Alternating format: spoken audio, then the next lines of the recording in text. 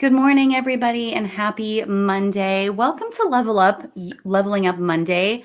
We're so excited to be here like every Monday. And please make sure, you guys, if you're not watching us live in Workplace or live in the world, you can always stream us on YouTube. Make sure you like and subscribe. But we're here every week. So excited to be back. Hi, Carrie. Good morning. Good morning. How are you? I saw that your son graduated this weekend, or you guys had like a big graduation ceremony. That's always exciting. Oh, can you hear me okay, Carrie? Oh, there might be some technical difficulties, you guys. No worries. We're going to go ahead and jump in today. So Carrie and I, as we were coming up with content for this week, a lot of times we... Oh, that's no problem. Are you there? Can you hear us okay, Carrie? I can. Perfect. Okay. So we're going to go ahead and dive in.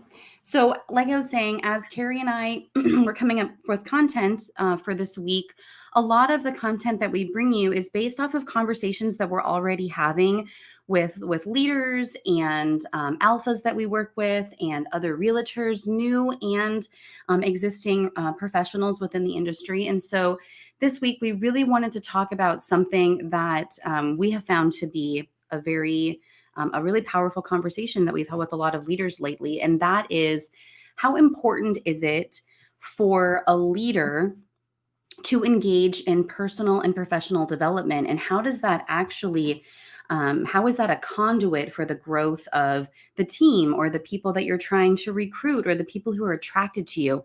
What does that look like for retention? And what does it look like on an overall just personal scale of growth? So that's what we're going to be talking about today.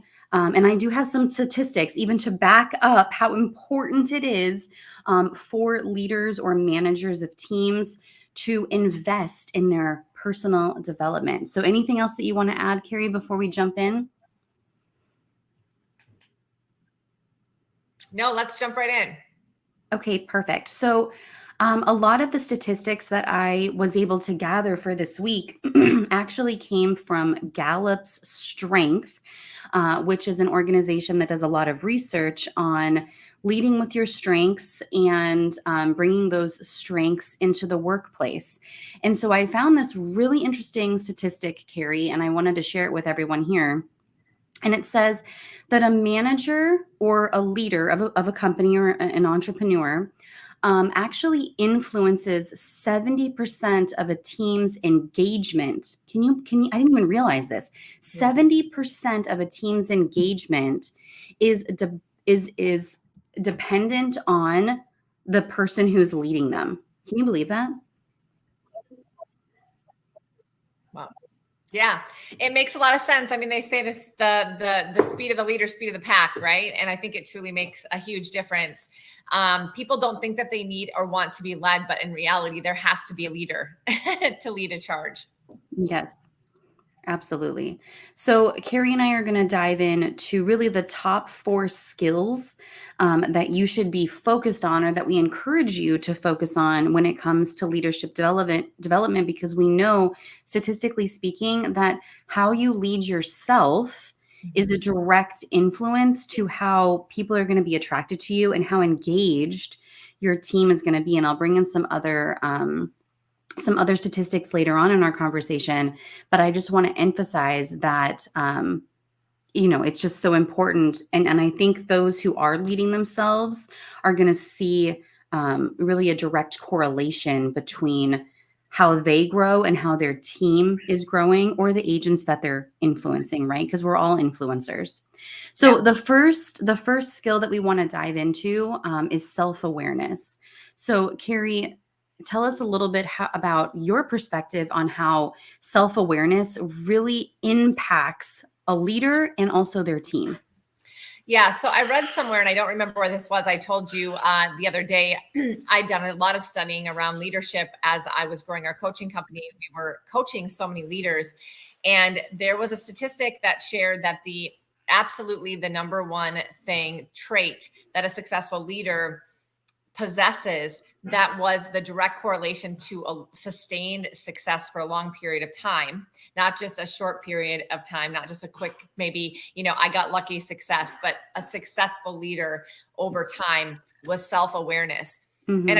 And I read more into it and it made complete sense. It's not a most obvious one, but it's like the most important one, because if you're not aware of your shortcomings, if you're not aware of the things you need to work on, if you're not aware of how other people perceive you, even if it's not what you're intending to do, right? If you aren't aware of your strengths and your weaknesses to be able to truly utilize the things, the gifts that you've been given in the right ways, and then make sure that you can fill the gaps in the others, you will not be able to have sustained success. You might be able to have success at first, but you'll find yourself, falling short or not reaching your fullest potential if you are unable to be truly and fully self-aware. But that's not an easy thing to do, because that means you have to see all the parts of you and be willing to not be in denial of things that aren't working so well for you. And I think a lot of leaders, that's a difficult thing. It's just like personal growth. You and I talk about this all the time. That's one of the hardest things you'll ever do. And I think becoming super self-aware is also very uncomfortable for most people. Well, it is uncomfortable. And, I'm sure many of you who are listening have heard the phrase, leaning into the uncomfortableness. But I was listening to a motivational message this morning, actually, and somebody had asked a spiritual leader, they said, how do you raise self-aware children? And I understand that, as professionals, even if you don't have children, I hope that this would apply to you, but I want you to think about this over this concept, because we're not raising children. I understand that in the real estate industry, but we are leading people, and children are people. So, anyways, he was asked, how do you raise self-aware children? And the leader said, you can only raise self-aware children to the extent of your own self-awareness. And so I thought, man, that's such a great way of looking at even being a business leader, because we can only grow others to the extent that we're growing ourselves, right? We don't know what we don't know. And so part of the responsibility of leading other people is to be self-aware of what your strengths are. And like Carrie just mentioned, and your weaknesses. You have to understand that just because you can do everything doesn't mean that you should do everything. And Carrie, how many times have we seen agents or team leads or other entrepreneurs try to do everything on their own, and they're failing, they're holding themselves back because they're actually leading through their ego, because they want to have control over everything. And in fact, when they do that, aren't they taking away an opportunity from somebody else who has the strength to do something that maybe that leader is weak at? Yeah, absolutely. Two things that you just said, I think it is very, very similar. Trying to teach your children to become self-aware because you are. It's the same thing of trying to teach your agents or the people that you lead to be self-aware because you are. If you aren't going down that path, there's no way you can lead somebody else to go down that path. And if you want your people to have sustained success, they need to have self-awareness just like you do as well. But the leader's responsibility is going forth first in those areas and then leading other people to those things. You can't tell people to do something that you're unable or unwilling to do. And so self-awareness is key in that. So I just wanted to make that point and make sure people heard that. And then, yes, the thing about being self-aware is like, instead of being self-aware, we're just trying to control and do everything because we think that's what a leader's supposed to do. That's the opposite of self-awareness. And it is going to backfire, and it does rob other people of an opportunity. That's the key there, is it robs other people the opportunity to become self-aware and step into their greatness. And that's how you actually build a business and a team. It isn't about carrying the burden on your shoulders 100%. Absolutely, which is a great segue into topic number 2, that is another skill that you should really be focused on as a business leader, and that is self-leadership. So before I dive into this, I do want to remind you guys that if you haven't taken the free DISC assessment that is provided through EXP or Success Coaching, reach out to me, because that's a great place to start in being self-aware of where your strengths are.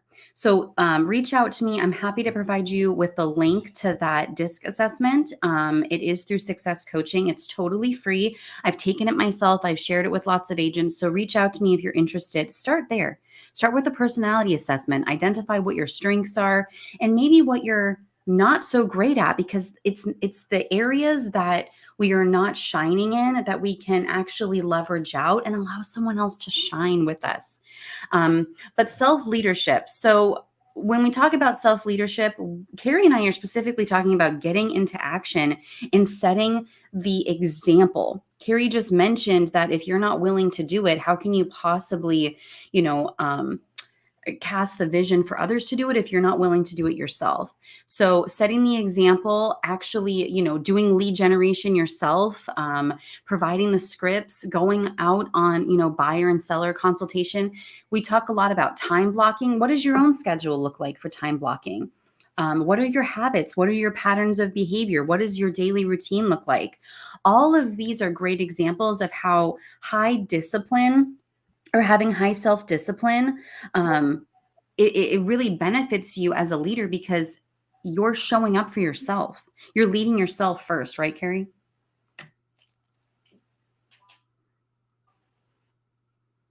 There might be a delay. Can you hear me, Carrie? Oh, I think that there might be a delay here, but that's okay. Yeah, absolutely. You have to lead yourself first. Yeah. Go ahead, Carrie. Are you there? Yes, I am. I didn't know if there was still a delay or not. It's there and then it's not there. Okay. Yeah, I think the thing is that people want to be able to get themselves into action. Oh, I think that you're frozen, Carrie. It's okay. I'll go ahead and take over this section. Run with it, So, okay. Are you back? So you were saying that getting into action. So how important is it for the Yeah, so getting into action is so critical because people can't get into action. Like that's the number one thing. If you're sitting here listening and you're like, yeah, I know what I need to do, I'm just not doing it. That's probably the number one challenge people have.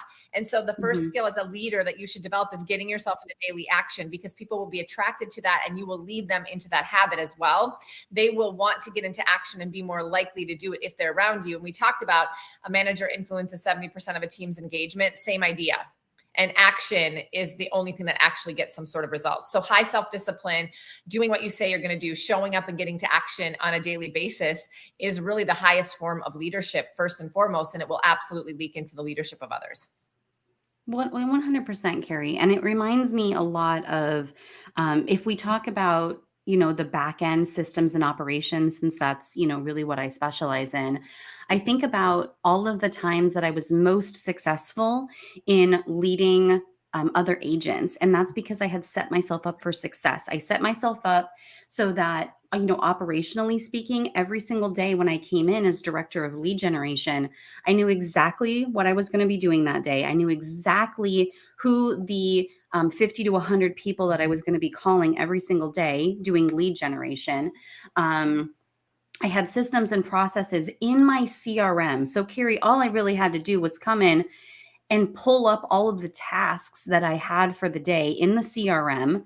And I knew exactly how to prepare myself and set myself up for success. So if you're not doing that now, the chances are a lot of times we don't even have a task list, or our task list is like on a piece of paper. No, let's have it systematized. Let's have it scalable. Let's have it, streamlined so that every single day we're coming in, we're checking our CRM.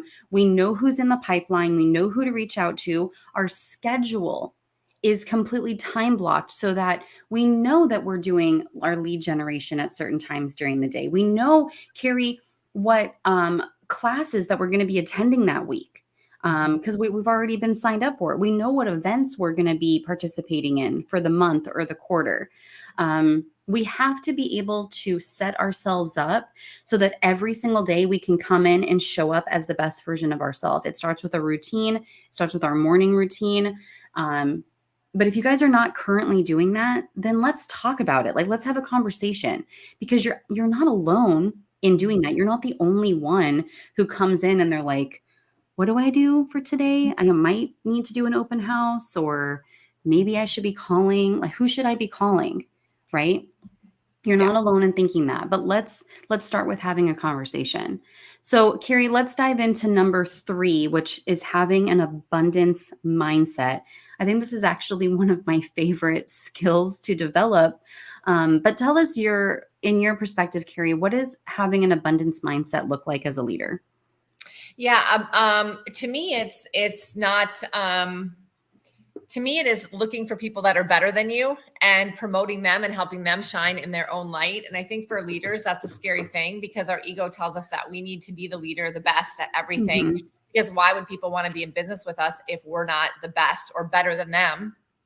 And so subconsciously, we kind of put people in boxes or hold them down a little bit, or even don't go out there and pursue the best level of talent that we can surround ourselves with, because it makes us feel less than as a leader. In reality, that's just a scarcity mindset that the ego part of our mind is kind of putting on us. And therefore, we're just afraid to get out there and be in business with awesome people, or promote people to be the best that they can be, and actually encourage that. It's just like parenting. I look at Mhm. leadership a lot like parenting. We don't want to hold our kids in and keep them in the nest forever. There's a time and a place for that we want to make sure that we have some influence and some leadership over them, and some guidance. But then the idea is that they are able to fly on their own. And then we knew we did a good job. And that's the best and the most proud moments. And yet in business, we don't take on that same mentality Yeah. oftentimes. And then it really does not only hurt the people that we're in business with, but it absolutely holds the overall business growth back as well. Well, let's think about too, Carrie, like, how much has our society been conditioned to believe that competition, like, everything is a competition in business. The only thing that you should, or the only person that you should be competing with yourself, or the only person that you should be competing with, is yourself. Right. And but our society, we haven't been conditioned to believe that. We allow our ego and being prideful to control most of the decisions that we make in our business. And when I think of abundance mindset, what I begin to think about first and foremost is the opposite of that, which is scarcity mindset, where leaders are afraid to promote or recognize the achievements of others because it's threatening to them. So, how many times, on a team have you, led from this idea of the king and servant model, where everybody is feeding you rather than you helping to feed your team?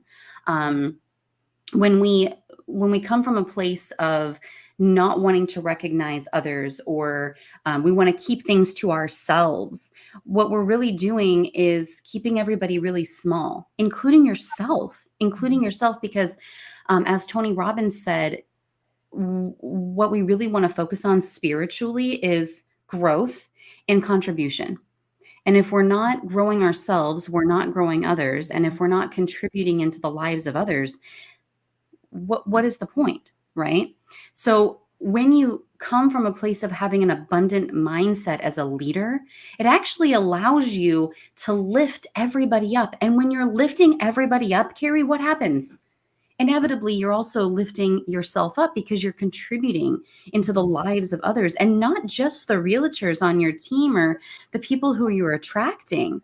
Think about the domino effect that it has when you're lifting up other people. It affects everyone in their life that they're coming into contact with, their clients, Mhm. the people that they surround themselves with, their family, their children. You have a direct influence on the conversations that your agents are having, not just with their clients, but the conversations they're having at home. That's the power that you can have with an abundance mindset, right? Yeah. Yeah. It's super powerful. It's been said that you don't build a business, you bring people into your world and they build the business. Hmm. And you can't do that if you aren't in an abundance mindset and you're trying to lift people up. In fact, everybody should be better than you at the end of the day if you really want to be the leader of a great business. But that is counterintuitive, and it's very difficult because it is going to require you to check your ego, which is a Yeah. strong force in most of our minds. So, Yeah. And like we said at the beginning, I mean, the ability to have self-awareness around how much your ego is actually driving the decisions that you're making, mhm. um, is a weakness. I mean, if you're not willing to check yourself and to reflect on, am I making this choice and decision based on my pride and my ego, or am I doing it to benefit everyone that's involved? And that's hard. And it can be painful, right, Carrie? Because we're now bringing our traumas forth. I mean, it's like a whole spiral out of control. But let's dive into the fourth one. Let's dive into the fourth skill, which is emotional intelligence. Yeah. I love this topic. I love this idea of emotional intelligence, which is understanding what motivates you and other people in your business. Mm-hmm. Having the emotional intelligence to do that is so important. Yeah. Yeah, I think, I always think of like emotional intelligence. It's really kind of wrapping up a lot of the things we just talked about, which is self-awareness, self-leadership, and abundance mindset, because those things aren't natural. We have to work at those things. And, we always focus on our IQ, right? How good are we at selling real estate? How great are we at scripts? Right. How great are we at systems? Those things are extremely important, but we don't ever really talk about, well, what is our EQ? And most of us, our EQ is very low because we haven't spent any part of our life really trying to hone that intelligence or gain more intelligence or become smarter in that area like we have in our trade or our field, our career of choice, or of course through high school and things of that nature. So it's really interesting to look at very, great people at what they do and then look at their level of emotional intelligence. And it's typically very low. And it's not because they can't do it. It's just because they've never spent time on it. And they didn't even know what they didn't know. They didn't even really know that they should. And so, emotional intelligence is really just starting to understand how to work with people, how to manage your own emotions, how to manage the emotions of others, how to not let emotions and the ego dictate your actions. I mean, your ability to really understand and remove emotion, not from it, but remove it from the decision making, be able to see it kind of from the outside looking in, and then make some really intelligent decisions based on the reality, not the feeling. And most of us don't believe that emotions are meant in business at all. I still talk to a lot of people that are like, well, there's no place in business for emotions. The problem with that statement is that there's emotions in business all the time. What we're just saying is we're just going to ignore it. The problem with that is when we ignore something, we're treating it incorrectly and we're not making the right decisions. So instead, we need to actually embrace it, be willing to work through it and understand it, and bring the awareness around emotions, the human emotions. I mean, we're an emotional creature, so it happens every minute of every day. And to be able to then process through that and despite the emotion, be able to help people make the right decisions and make the right decisions as a leader. But it also means being super self-aware, understanding your own emotional triggers, understanding how to not do that. And then of course, lead yourself in the right way through that and stay in abundance, not scarcity, which is what our mind is going to want to do in those moments. And so I love number 4 because it kind of wraps it all up into one. I'd love to hear your thoughts on it because I know you have a lot of expertise in this area as well. Well, when I think about, emotion, I think about, like you said, Carrie, I mean, we're emotional beings. And if any of you have even studied emotional intelligence or have looked into emotional capital, for example, you will know that there is research that proves that 99% of the decisions that we make are based on emotion first and logic second. So if that's the case, as human beings, if we are basing the majority, 99% of our decisions on emotion, we have to think about how can, as a leader, how can we help to train and teach our agents and our admin how to make effective decisions and efficient decisions that are not solely based on emotion. We have to be able to reflect and saying, is this an emotional decision that I'm making? Do I need to step back? And also, like you said, Carrie, recognizing when our clients become emotional. Because as the realtor, it is our job to remain neutral. So how do we do that? Well, we do that through understanding emotional intelligence, right? We can understand, okay, I can see now that my client is triggered or this cross sale agent is triggered and they're very emotional. When you become emotional, you lose the transaction. Yeah, and Even when if you the become transaction, emotional yeah, with an agent on your team, you've lost the yeah. leadership ability. Yeah, I agree Yes, with that. yes.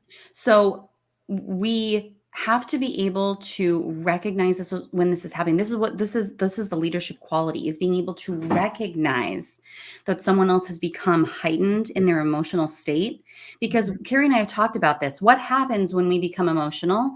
It affects our state of mind. And we know that our state of mind is going to impact the story that we're telling ourselves. And the story that we're telling ourselves is then going to impact the decision that we make. And there is nothing that we have control over in our lives except for the decisions that we're making and how we're perceiving something. We can't control anybody else. So emotional intelligence is so highly important.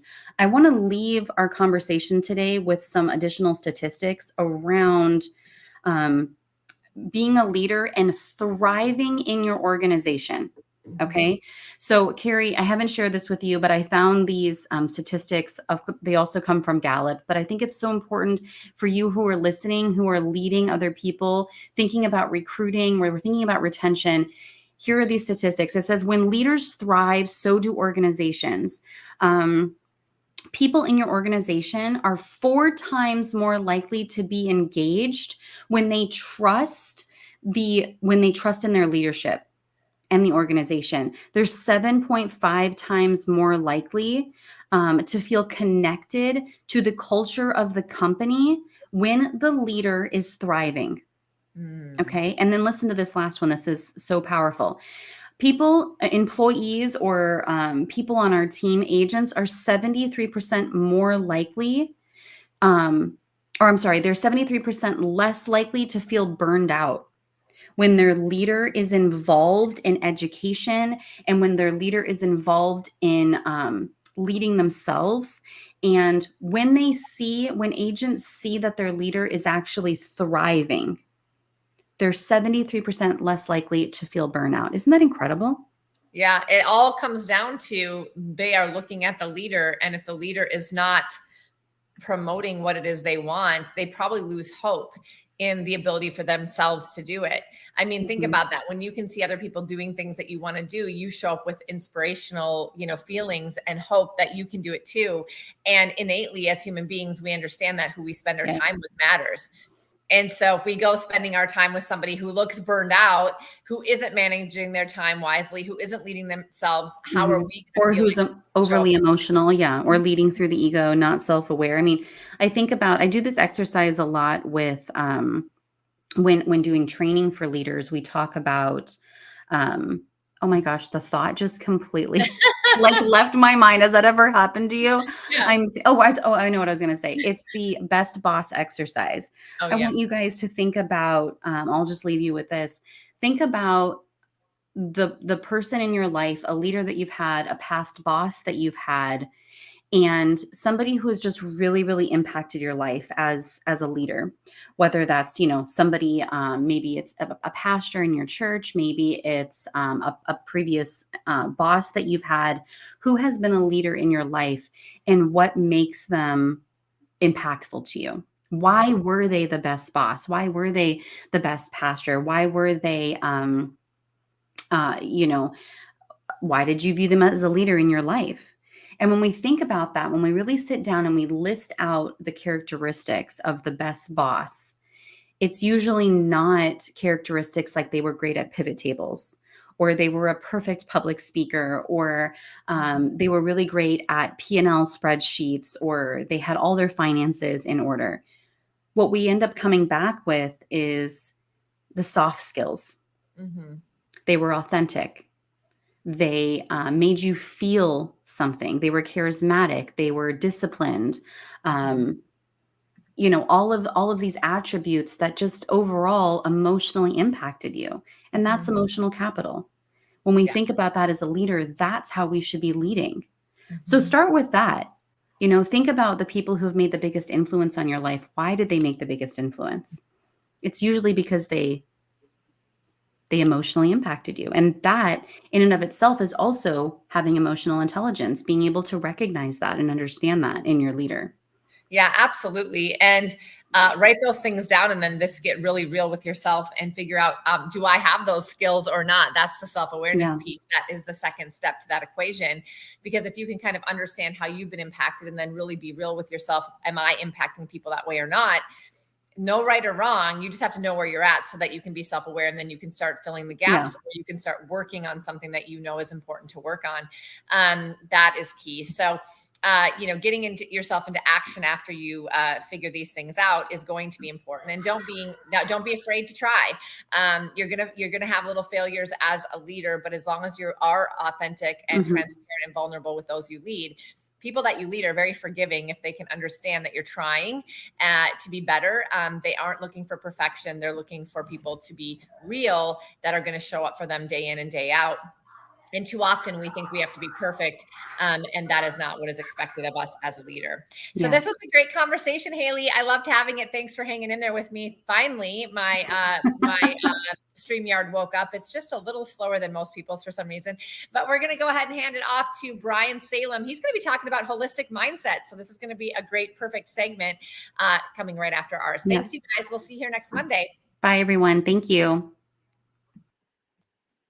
Well, welcome everybody to this series of EXP's Level Up, where I'm going to be talking about how a holistic approach to wellness can affect your mindset to help catapult your success in real estate.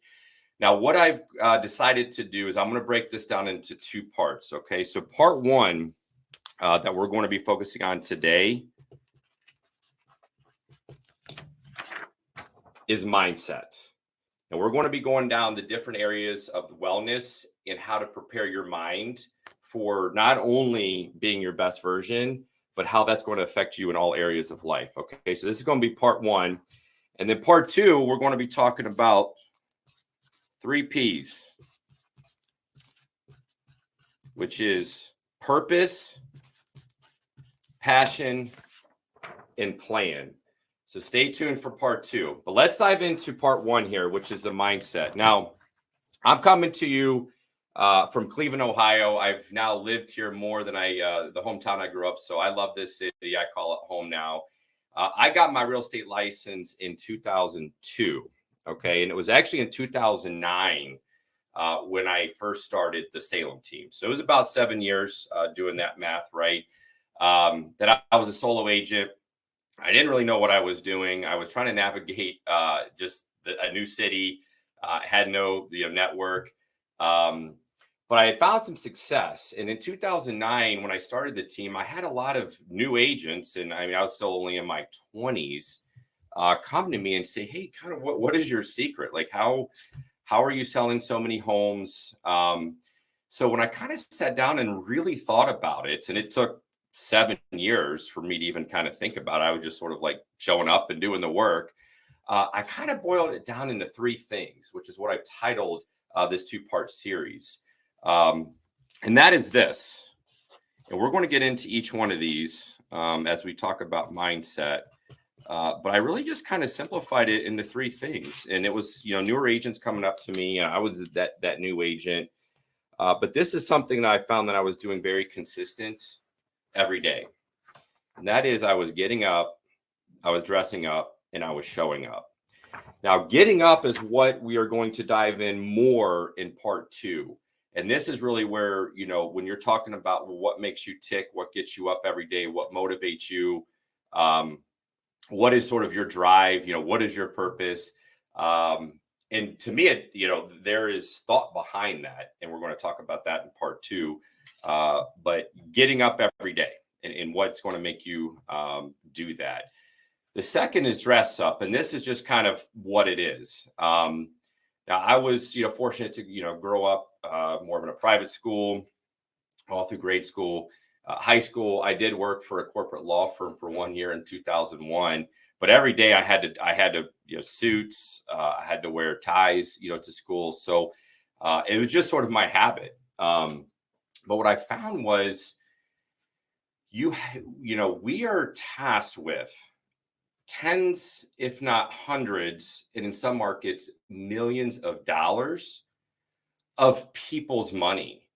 And, you have got to make sure that you are the best dressed in the area for a variety of reasons. But you are a highly skilled, right, highly paid professional, and you need to dress like that. So, I found myself just dressing up every day. You do feel better about yourself. And so I just was like, look, you got to you got to get up, you got to dress up. Now, the third part is what we're going to really talk about today is you have to show up. Now, for me, if we fast forward from 2009 to 2020, right? And there was something that happened. I felt like I didn't really truly know what it sort of meant for these three things. I just was sort of, I feel like doing them. And this is what I want to try to get, hope that you can kind of get out of this 2-part series, right? And when I say, show up, there's a couple components, to that. And when you, watch this, when you feel good, right, you do better, period. And here's what that looks like. And this all really, has to do with mindset. And so what happened in 2020, right? This was eye-opening for me, as it was for everyone across the country, right? Was COVID. So I had the time. Fortunately for Ohio, we didn't get totally shut down, but we had time to really reflect on, I think, just who we were as a team, who I was as a person, who I was as a husband, a father. And I think, kind of just going through those years, I was showing up, but I wasn't really showing up as like the best version. And that's what I want to, hope that I can kind of convey of how do you show up each and every day as sort of your best version. And I wish I would have known this early when I got started, because you're working 80-hour, 90 hours weeks. Certainly there's systems and leverage and things that you can put in place to kind of help. There was another Level Up series that talked about time. That was fantastic. And here's the thing, right? You cannot get time back. So why not maximize the time that you have, right, each and every day? And again, we have one journey and one life at this. So really digging deep through that February, which happened to be the month. We joined EXP 3 years ago in February, and then March, right, COVID hit. Just opened a storefront here in the Cleveland market. And so I really sort of dug deep, and there was 3 areas that I really wanted, and I have become extremely passionate about, that I have implemented with our team, and it has to do with holistic wellness. And here's what that looks like. Okay, so you got your physical, your nutritional, and your mental health, right? These are just the 3 areas that I feel kind of make up when we talk about wellness and kind of the importance, and again, why it's going to help kind of catapult you to your success. Because, at the end of the day, you in showing up as sort of your best self, I promise you it's going to transform your life. It's going to transform your business. People are going to want to be, around you, and your relationships with those that matter, your clients, your friends, your family, your colleagues. It will be extremely impactful on those relationships. So let's talk about physical, because I've now implemented with our team, a monthly kind of wellness series. But this is what I, kind of invite. And here's a couple things in questions that I want you to all think about is, how can you improve each of these areas to feel your best? And now, how are you going to measure that in the coming months? And then ultimately it's, well, why is it important to feel your best and show up as your best? Well, for those that lead, I mean, leading by example, right? Our industry is an extremely high stress profession. And, some of us don't handle that the best. I certainly was one of those, at the beginning of, my career. A lot of it gets ignored. I think that's why these past 3 years I've become very, passionate to get really deeper, not only in the purpose and passion that we're going to talk about in part 2, but like of sort of the mental health and the mindset and the importance of that. I think it's been a topic that has not necessarily been dismissed, but not really brought to the sort of forefront, and has not been discussed, that much. Maybe as of late, it's becoming a little bit more mainstream to talk about. So it's physical. So what I would suggest and invite everyone watching this to do is that exercising is extremely important to your body. Now, what I would look to do is at least 30 minutes, and what we've kind of looked at is 30 minutes a day. It could be a walk. I think when it looks more into kind of the cardio, but you need to move your body. And preferably you need to do that kind of first thing in the morning. So some type of movement, some type of exercise. And I'm going to digress because I did want to bring up actually a book here. Had the pleasure to meet Mr. Howe at a speaking engagement, but it's called The Miracle Morning. Now, they actually have one, which I do have actually on audio, one specifically for real estate. And he has different versions, but this book was, and I've read it several times. It will be extremely life-changing. So if anything, you get out of this, pick up that book, and it'll be a roadmap to how to start your morning. And again, how to continue to show up as your best self. Because again, what we say, when you feel better, you're just going to be better and you're going to do better. And you will see the impact that it has on your real estate success. So physical, number one, physical, move your body, do some type of exercise every single day, to get your body moving. The second, which I did not take all that serious, was the importance of the nutritional.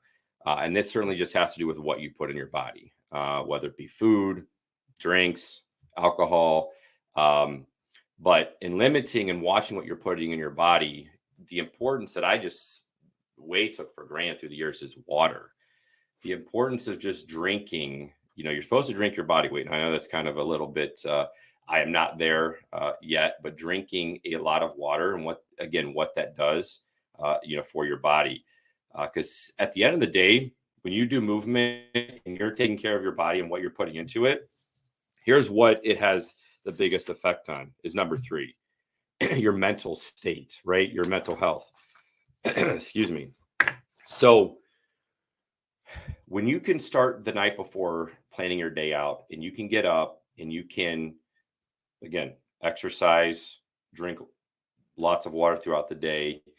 And 2 things that I think that you want to kind of continue when it comes to your sort of mental mindset that we've got into is journaling and some type of meditation. Now, the journal, here's what this is going to do for you, right? It's going to free your mind of like all of the negative bullshit that is going through. And that is something I think that we just don't do well, not only as an industry, I think just sort of as people, as humans, because we get caught up. Certainly the news, social media, and just we've kind of gotten to this shift of a mindset that just is more negative. So when you can journal and do meditation, it's going to clear your mind. And trust me, when you can show up to your clients every day and to those that you love with a clear mind, here's what happens. And this is, I think, the secret.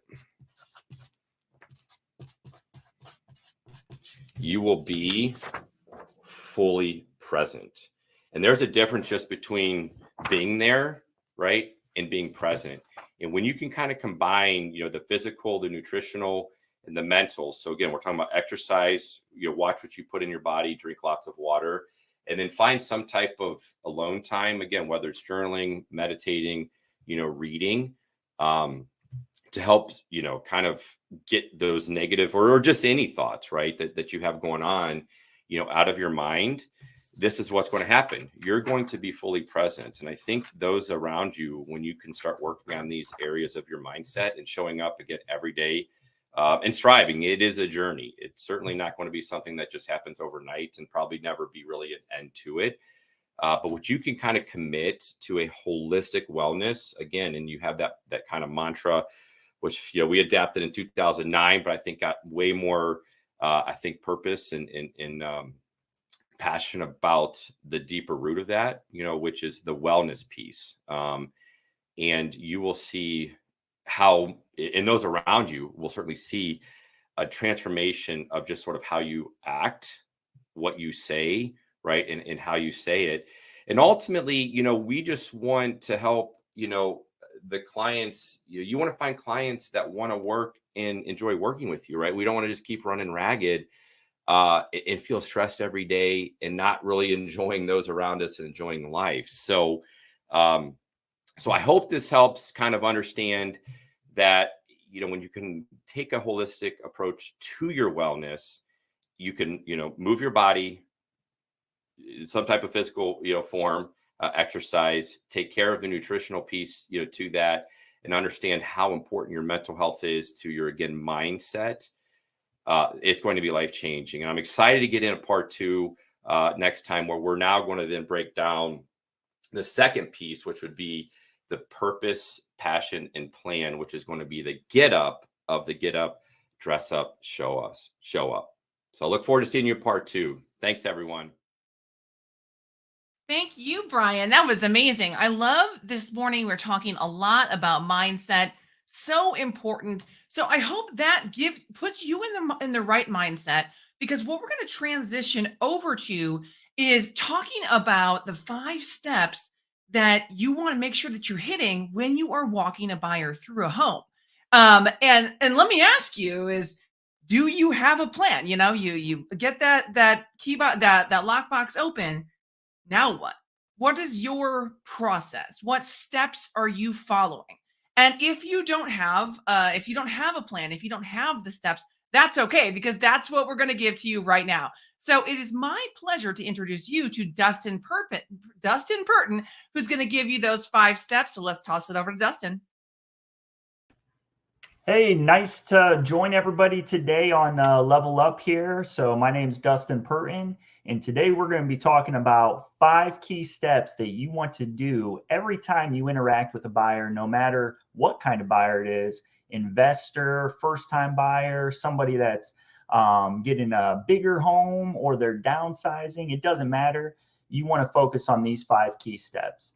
A little bit about me. I am located in Northeast Ohio here. I've helped about 350 clients in the past several years of my real estate career, and it's been a journey. And what I've discovered along the way is that each buyer needs to go through these 5 key steps, no matter where they're at. We don't buy homes all the time. And it's funny, because once you talk to thousands of people, it seems like they all start to say the same thing, or they all have the same feedback, or they're all kind of browsing the same websites, really whatever it may be.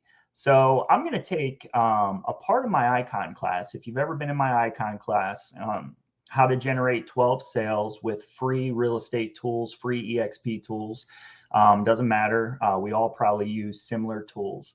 But if you've ever been in that class, I have 3 parts to it. And part 3 is when we talk about the buyers.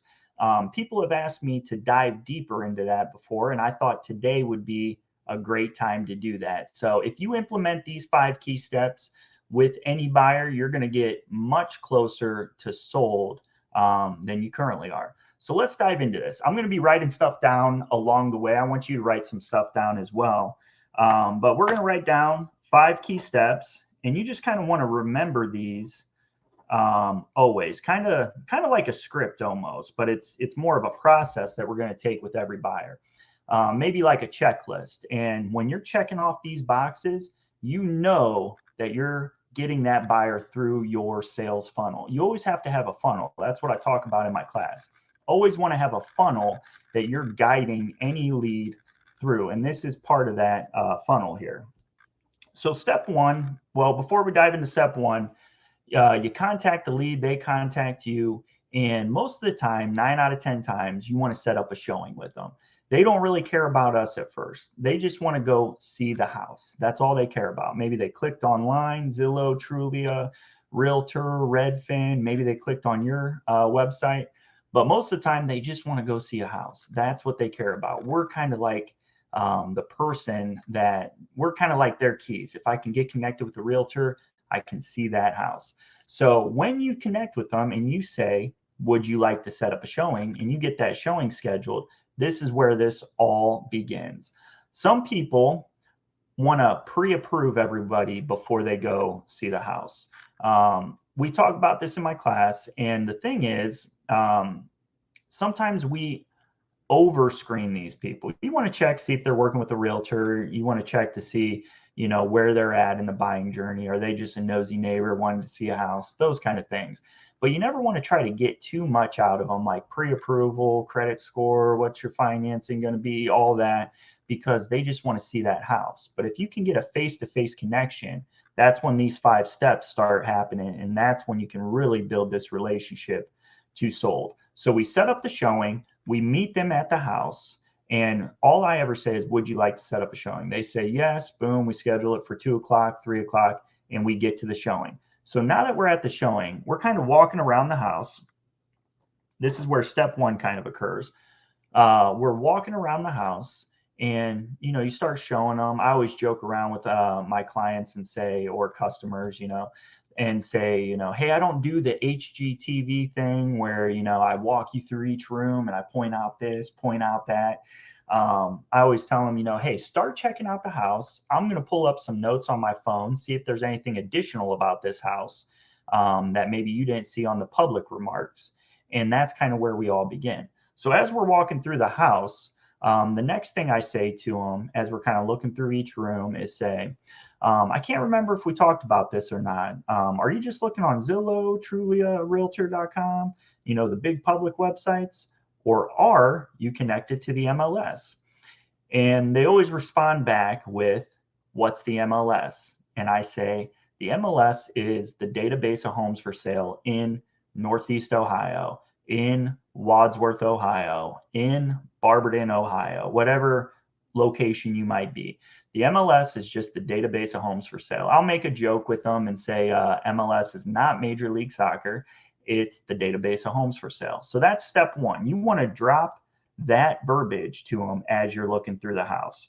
Are you connected to the MLS, or are you just looking on Zillow, Trulia, Realtor.com?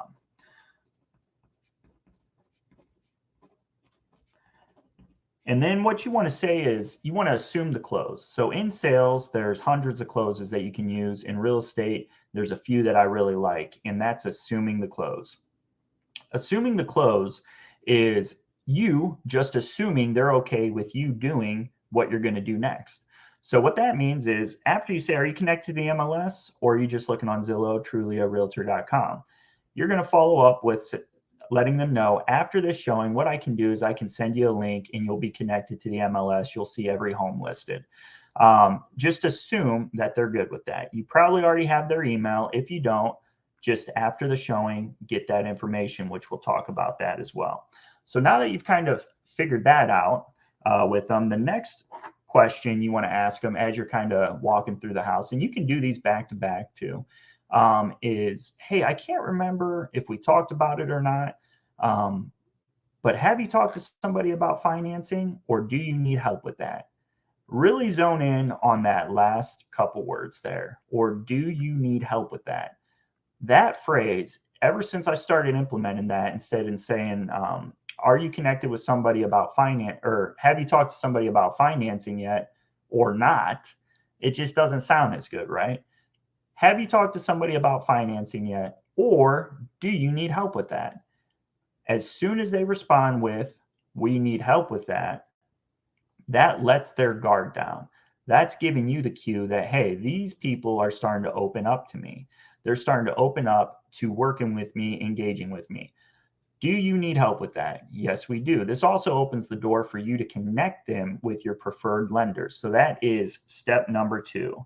And just remember that, or do you need help with that? Have you talked to somebody about financing, or do you need help with that? Or do you need help with that? All right. So now that you have those 2 bits of information, the next thing you want to do, you can do this prior to the showing or after the showing. But what you want to do is hand them a buyer's packet. I personally still do this before the showing, but depending on the client, I will do it right here, step number 3. As you're wrapping up, hand them a buyer packet. It makes an impact no matter where you do it, whether it's step 1 or step 3, but hand them a buyer packet. And in that buyer packet, it's just going to be information about you, information about the buying process, maybe your preferred lenders, maybe title companies, maybe inspectors, whatever it might be, some phone numbers to plumbers, things like that. People ask me, what should I put in there? There's really nothing magical to put in there.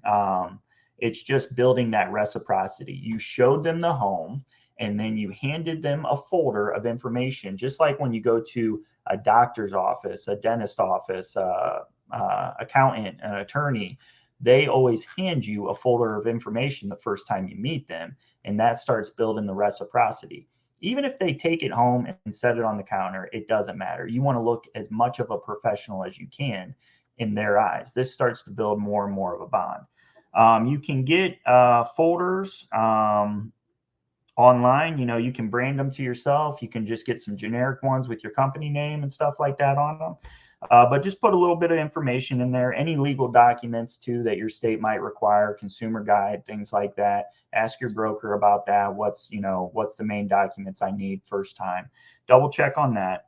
And then step 4, after you hand them that buyer packet, you want to tell them, hey, I'll get you connected to the MLS and a preferred lender over the next 24, 48 hours. You never want to say immediately, because that doesn't buy you any time to do all this. You might go home, the kids might be distracting you, you might have to go to dinner with somebody, you might have a birthday party, whatever it may be, you might get hit with 10 more phone calls. You always want to buy yourself some time. Now, if you can get them connected right away, that's great. But what I do is right after the showing, I have a template that I use with my preferred lenders. And it's just a template that says, I used to send them the lender's information. I would send them the lender's information. And what we noticed is they would never reach out. I'd send it to them. I'd send it to the lender. They would never get connected.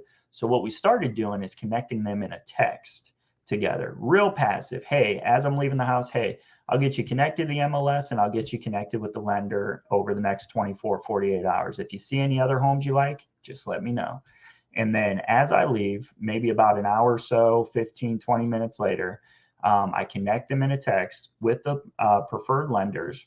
I connect them in a text, and text just kind of says something like, hey, Corey, hope your day's going good. I wanted to connect you with Dan here. Dan's looking to get a pre-approval sooner than later, and he just had a couple questions. And you just do that real passively. So connect them in a text with the preferred lender.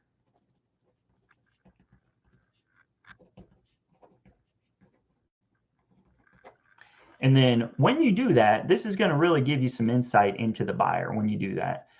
If the buyer responds right away, hey, we'd like to schedule a time tomorrow at 1, boom, they're going down your funnel. They're following your funnel here. You're checking off the boxes. They're doing everything. And then they talk to the lender. And if they get pre-approved, boom, you have 90 days to get them sold. That's kind of like your golden ticket. Once you get that pre-approval, game on. You have 90 days to get that client a home, find them a home. That's when they go from customer to client, once you get that pre-approval. Now, let's say they don't respond to the lender. That's why it's really important to do step number 5, which is get them connected to the MLS. Go back home. I always do a general radius because I want to show them more options, not less. So in a few of my sales gigs prior to real estate, what we always talked about was doing showing more options. If I show you one home, the chances of me converting that is pretty slim. If I give you 5 or 6 homes that we go out on a Saturday, Sunday, Friday, whatever, and show you, the chances of you finding one are a lot more likely. So when I connect them to the MLS, I never really break it down too much. People will tell me, hey, we want a fenced in yard. We want a half acre. We want this, this, and that. And I let them know that even though some MLSs, you can narrow it really down all the way down to which direction the house is facing, right? I don't narrow it down that much. I like to give them options. Hey, if you see one on there that you don't like, just hit the trash can button, hit the delete button, just cross it off your list. But I would rather you see more options than less, especially in this market right now. So when I go back, I usually, wherever we're looking, let's say we were looking 5-10 miles from their work, I'd put their work address in. I'd do 5-10 miles, maybe 15 if I don't have enough options. Try to get them 20 to 40 options popping up, and then just do their basic criteria: 3+ beds, 1+ bath, between 100 and 300,000, or 300 to 500,000, wherever you may be located. Here in Northeast Ohio, we're about 180 to 225 range. So you connect them with that. Make sure you have more than a few options, because if you don't have more options or as many as Zillow, Trulia, Realtor.com, where are they going to go look? Buyers most of the time never actually tell us everything they're thinking, because they've never done this before. You'll hear a phrase like buyers are liars. It's not really that they're liars, they don't know. So you want to make sure they're spending time on your site, not the other site. So get them connected to the MLS. Now, those are kind of like our 5 key steps that we want to kind of always check off. Did I show them a home? Did I hand them a buyer packet? Did I confirm that they're not connected to the MLS? Once you start getting this real good, you can do it right over the phone with them. And I'll even sometimes jump straight to this. Hey, instead of talking to them on the phone about, did they get a pre-approval? Have they done this? Have they done that? I'll be talking to them on the phone and just say, yeah, I can set up a time to take a look at that house tomorrow at 1, tomorrow at 3, whatever works for you. Before I check on this, if we can see that house, have you talked to anybody about financing yet, or would you need help with that? Well, we want to find the right home first. Oh, totally understand. You know what I'll do is I'll throw some info in a buyer packet for you and bring it to the showing. Boom. That's kind of just me getting them warmed up. And then I'll, go to the showing and mention it again. Now, once you completed these 5 steps, let's say they didn't talk to the lender. You connected them in a text, but they didn't talk to the lender, but they accepted your MLS invite. Now they're connected to the MLS. That's almost as good as that pre-approval. The reason is because they're starting to search. They might just need to trust you a little bit more. So guess what? Once they start saving the properties, ask them, hey, maybe it's Wednesday, Thursday. Hey, I'm working on some showings for some other clients. Just wanted to check to see if there's anything you wanted to take a look at. They're going to probably respond back, yeah, we saved a couple. Cool. Let's go check them out Saturday at 10. And then you go check them out with them. And then as you're going through the house, you kind of re-mention your steps to them. So how'd everything go with Corey? How'd everything go with the lender? Oh, we haven't talked to him yet. We wanted to see a couple more, or we need to gather up a couple more documents. Now, things you don't want to do. Things you don't want to do before we wrap up here. You don't want to show them 20 homes unless they get that pre-approval. I always will show somebody 3 to 5 homes. If we go out and we look at 5 in one day, I'm probably going to show them a couple more, because it was one day. It was one day of a relationship. But I'll try to do like 1 or 2 on day 1. I'll even pick one out. Hey, I saw another one that was similar to this that's 2 minutes down the road. I'll even pick one out. But I try to get at least 2 to 3 touches in with them in person before I really, really decide to drop them. Hey, if we're not working on that pre-approval, none of these homes are going to be here by the time we get it. There's no reason for us to keep looking. But that's kind of the approach I take with some people have asked me, how many homes do you show them before you push that pre-approval? If we're not showing homes, we're unemployed, right? If we're not going to appointments, we're unemployed. So it doesn't hurt for me to go out there and take a look at a couple more homes on a Saturday for 10 to 12. If that helps me build that relationship and get them more confident, that's what I need to do. And if you implement these 5 steps, kind of just dial them in, 5 key steps, and always kind of walk yourself through that when you're talking to any lead, any customer, any client, you'll be getting them to sold a lot faster. Because once you get that pre-approval, once you get them connected to the MLS, kind of some of the agents I work with, we kind of say, we got them. So hopefully this helped out with learning how to work with buyers more. Thank you for having me on Level Up again. And if you can make it to my next Icon class, if you're at EXP, hope to see you there.